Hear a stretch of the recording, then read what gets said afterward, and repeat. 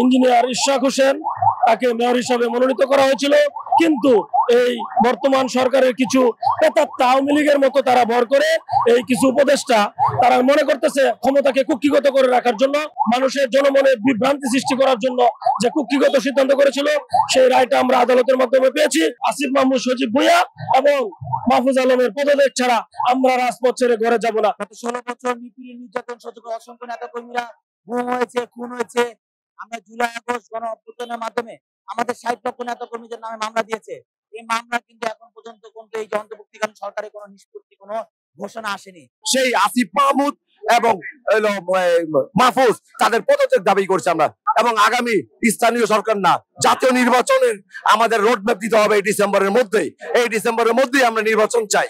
যে সকল উপদেষ্টারা ইশরাক হোসেনকে এই মেয়র হওয়ার জন্য বাধা প্রতিবন্ধকতা সৃষ্টি করেছে এবং বাধা দিয়ে যাচ্ছে, আমরা তাদের পদত্যাগ চাই এবং এই ডিসেম্বরের ভিতরে জাতীয় নির্বাচন চাই। নির্বাচন নিয়ে কোনো কথা বলে না, জাতীয় নির্বাচন নিয়ে।